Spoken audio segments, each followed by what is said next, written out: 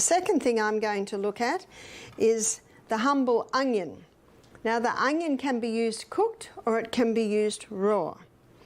To use it cooked, we'll look at cooked first, and this is the first poultice that I ever did. My first daughter, I was 23 when she was born, so I think I was probably about 25 when she got an earache. And I was trained as a nurse. Even though I was a bit of a hippie and starting to grow my own veggies and all that sort of stuff, I didn't know what to do about an earache. And everyone said to me, don't play with the ears, she could go deaf. So it was really out of fear and lack of knowledge, I went to the doctor. He wrote her a script of antibiotics. I gave her the antibiotics, I didn't know what else to do. Within 24 hours, the earache had eased. When she'd finished the antibiotics, the earache came back.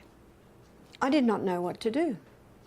6 weeks later and 4 courses of antibiotics later, the earache comes back. But I still don't know what to do. So when I went to the doctor, I said, will my daughter be on antibiotics for the rest of her life? Which I'm beginning to come to this conclusion. He was challenged by my question. So he sent me to an ear, nose and throat specialist who looked in Emma's mouth, then her ears, and he said, she's teething.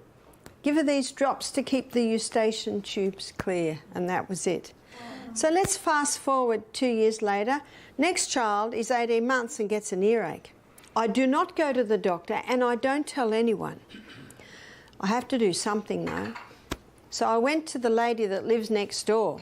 So I was, 26 or 27 by now. She's 85. I said, what did your mother do when you were a little girl and you had an earache? She said, Mum would steam up an onion on the stove.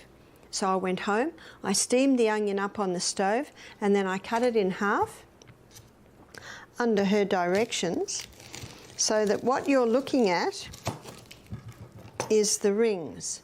So you keep the skin on and it keeps everything in place. And I wrapped the onion up in a cloth, a few layers, and the few layers of cloth will help to keep it warm, but also just to shield the direct heat from being too hot. I tested it on my arm and I put it on his ear. I covered it with a piece of plastic, and what that does is that just insulates it. And then he was just a little boy, I was breastfeeding him, and I could put the onion between his ear and my arm, and I could feel the heat. And when he slept, I laid him down on the bed, but I laid him down on a towel that had been folded up about 8 times because I knew that that would keep it warm.